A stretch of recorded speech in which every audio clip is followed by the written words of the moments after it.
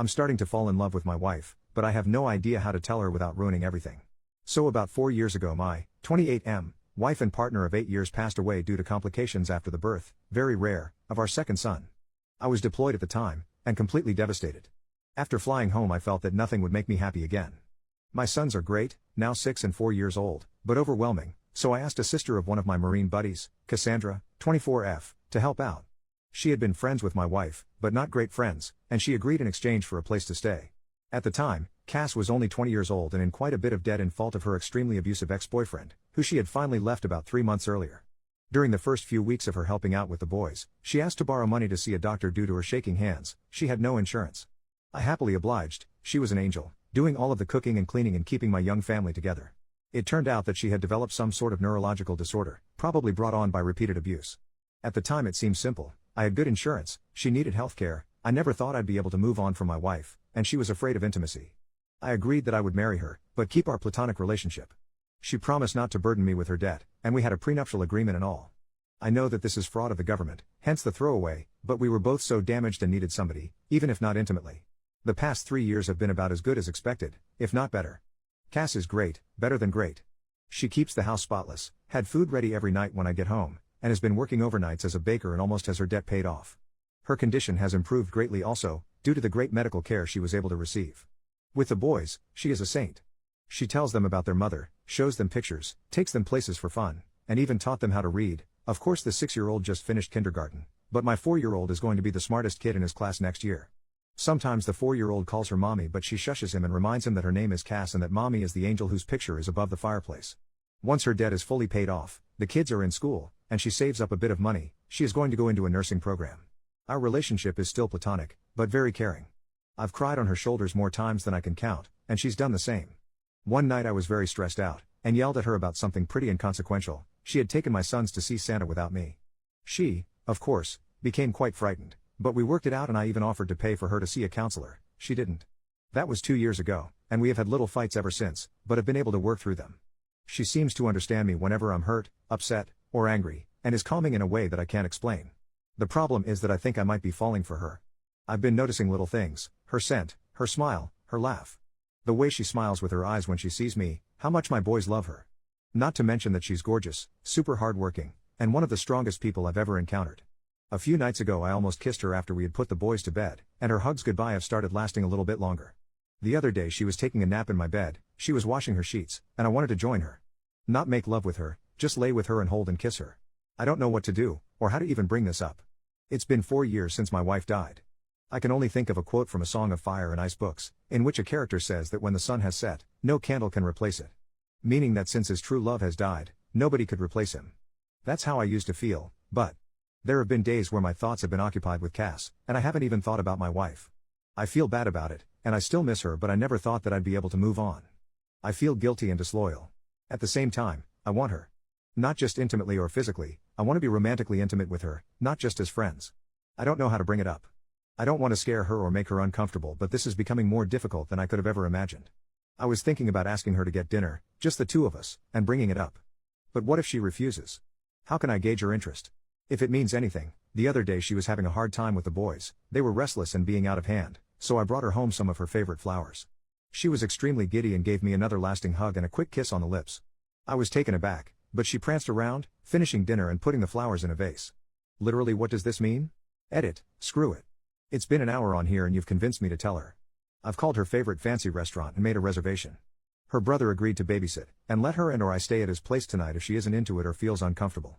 She paid off her debt this morning, apparently, just texted me a picture of the check, and next week is our 3-year anniversary, so that is the prelude. I'm going to tell her at dessert. I'm nervous as shite. First update, 10 hours later, everything went amazing. Just got home. Love Reddit. I will update tomorrow. Time to go make out with my wife. Second update, 20 hours later, last night was hectic as shit at first. Our younger son had eaten what he calls a giant fuzzy spider, and Cass wanted to take him to the hospital, even though he was fine. Her brother, we'll call him Joe, told her that he'd take care of it, and basically forced her out of the house to celebrate getting out of debt. She really didn't seem like she wanted to go. At all. I became so freaking nervous. So we got to the restaurant pretty early, but luckily they had a table. She ordered wine, which was odd, because she hasn't drank much since she broke up with her ex, but I figured it was a time to celebrate. We made small talk for a while, but it seemed forced, and I knew that I had to tell her soon. So, before the entrees even came, I said that I had something to talk to her about. She didn't smile and told me that she knew. Joe told her. And my goddamn heart almost stopped. I instantly told her that I was so sorry. I didn't want her to find out that way. I wanted to tell her myself. She shook her head, kind of frowned, and said that it was okay. She just wanted me to be happy and that I deserved it. I told her that I didn't want to stress her out or make her uncomfortable, but I just needed to tell her, and see how she felt, and that it was completely up to her. She gave me a look and said that it actually was up to me, and just to do what made me happy. She said that she was probably going to move out after her program ended, and promised to stay out of the way until then. It was then that I realized something was a bit off, and asked what the heck Joe had told her. She said that he told her I wanted to take her out to dinner to tell her that I had started developing feelings for a girl, and wanted to ask Cass if it would be okay if I asked this girl out. It was then I realized that Joe had set me up for the most climactic pickup line ever to exist. Our entrees came. I had shrimp and pesto gnocchi, and she had crab legs for you detail lovers, and I explained that, yes, I had started developing feelings for a girl, I just didn't want it to mess up what we had. She said that it wouldn't mess anything up, she still loved the boys and would take care of them in the house. I continued to then explain that I wasn't going to ask the girl on a date, though, and she asked why not. Then I dropped my smoothest line I've ever dropped. Because I'm already on a date with her. Right? Thanks Joe, because he must know about your planned movie and really wanted that line. She gave me this look that she gives my sons when they tell her things like I'm going to the mall by myself or I have a girlfriend named Sarah. Then she looked away, smiled and shook her head and asked really? I nodded and told her that I cared about her more than anybody else alive, other than my sons, that I loved our family, and that I had fallen in love with her. She then took a drink of wine, rolled her eyes, and said it's about freaking time, Alex. And I'll never forget what happened next. Maybe it was a faux pas, but I leaned across the table and kissed her. Spilling her wine. But neither of us cared and we kissed for about a minute, before she told me to get off her before her crab legs got cold. This was joking, but not. You'd have to know her. After leaving the restaurant we got ice cream and sat around and kissed some more, before heading home. Joe was sitting on our couch watching one of those VH1 dating shows with a shit-eating grin on his face, and Cass ran in, screaming at him that he ruined everything and that she was going to have to move in with Mom now. We let him believe it for about 5 seconds before bursting into laughter. He shook my hand and told me that the boys were sleeping and left. I picked Cass up and kissed her and carried her to my room where we, well, made out for like 2 hours and snuggled the shit out of each other. She isn't ready for anything else, but emphasized yet. I'll give her all the time in the world. At one point the youngest son came in because of a nightmare, and brought his dog, a golden retriever puppy, and claimed that the doggy was scared so we of course, let him in. I woke up early to make everyone breakfast, and am about to go and kiss my wife goodbye, and ask my boss for the second part of the day off so that I can spend more time with her while the boys are at school and preschool. I'm really sorry I haven't replied to everything. I was a little busy, but thank you all for the support. Second update, 2 days later, my wife and I are doing fine. But I'm still unsure how to provide proof. I've lost the receipt for the restaurant and didn't pay with a card, and won't post pictures for obvious reasons, such as years of defrauding the government. But I will deliver and find a way. I promise, as a man of my word. Haven't I always delivered so far? And to those of you who are talking about a second wedding ceremony, we just kissed for the first time 2 nights ago. Overly attached Reddit? Finally, thank you to whoever gave me gold. I spent about $25 last night buying Joe beers. But next time, please use that money for real good. Take a vet to lunch, learn CPR, I don't know. But again, many thanks to you. I promise I'll update again in the future, but don't be angry if it isn't very often. I've been a little busier than normal. Cheers. Third update, about 3 months later, apparently I can't post this as an update because of some rule. It's fine. I'd advise anybody to look through my past submissions. I don't think I can post them on here, if you are interested in what happened about a month ago. But apparently this is a different issue. Hey everybody. I hope your workday is going well. My day has been crazy. Everything has been going wonderfully lately though. It was somewhat strange at first explaining it to our friends and family, but most of them had already caught on.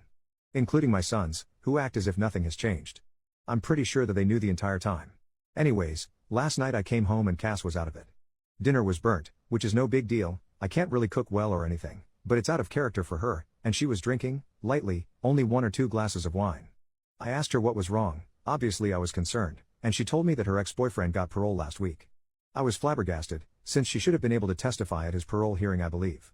Apparently the crime that he was incarcerated for was unrelated to the abuse, which I had always assumed was the reason, but Cass had been, 1, assured it would put him away for a decade at least and, 2, had been far too afraid to testify against him or press charges.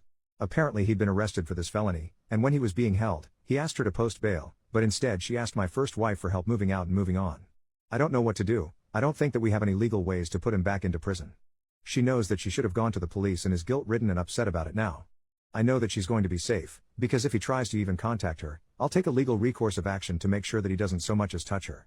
I've taken off work today, but promise that even when I go back, I'll have my buddies stopping by throughout the day. But I don't know how to make her feel safe. I've contacted my lawyer about filing a restraining order, and he said it shouldn't be too hard, but she's a mess. I just don't know how to make her believe that she's. I doubt this piece of crap will come around, but I know what I'm going to do if he tries. Fourth update, about 1.5 years later. Hey Reddit. I first of all would like to apologize for not keeping you guys updated. I've honestly just been pretty occupied with life lately, and last night I had trouble sleeping. I was just browsing the internet when an article came up about Reddit and I thought, I wonder how those nice people are doing. Then I signed in and realized that a lot of you really care about how my life is going with Cass. The answer is pretty well now. Things got tough for a while when her ex was released from prison last year though. She was so afraid that he'd contact her. Until he did. I remember that night like it was 5 minutes ago. Somebody rang our doorbell and the oldest son answered. He asked for Cass. She told the boys to go upstairs and gave me a look and I knew. But she didn't look scared. The bastard apologized and begged for forgiveness and asked for a second chance. She was so brave. I wanted to unalive him but she told him no and asked him to leave. He did, and he tried to contact her a few more times before we eventually got an order of protection against him. Last I heard he moved upstate to live with his dad, or something. Around this time her brother Joe also got into a really bad car accident and ended up having to move in with us for a while. He's a great guy and one of my best friends, so we didn't mind, but it was a stressful time. About 7 or 8 months ago we finally, consummated our marriage, I guess you can say. The boys are doing great and are really happy. Cass got a pretty good job, although I think she's working too much overtime, and loves it. We're expecting our first child in February and couldn't be more excited. You could say that life is pretty good. I'll be around for another few hours if you guys have any questions. Fifth update, about 2 years later. It's a girl. Technically she was born early March, but I didn't want to make the title it was a girl. Sorry for not updating. It was a pretty rough pregnancy, and Cass has put her foot down about wanting more. I guess 3 is enough, but everything turned out great. Little Therese was 21 inches and 9 pounds at birth, and as bald as I am. She's way easier than the boys were, she hardly ever cries and is the most photogenic baby ever. Our youngest son is completely smitten, and always tries to help, but it's less cute than you think. Joe is also doing good. He's dating a girl who actually went to my high school, 2 years younger than me, though. He's pretty happy with her, and we're all very happy for him. Other than new fatherhood, there's not much to update. I'm home watching the baby today while Cass is out, so I should be around for a while.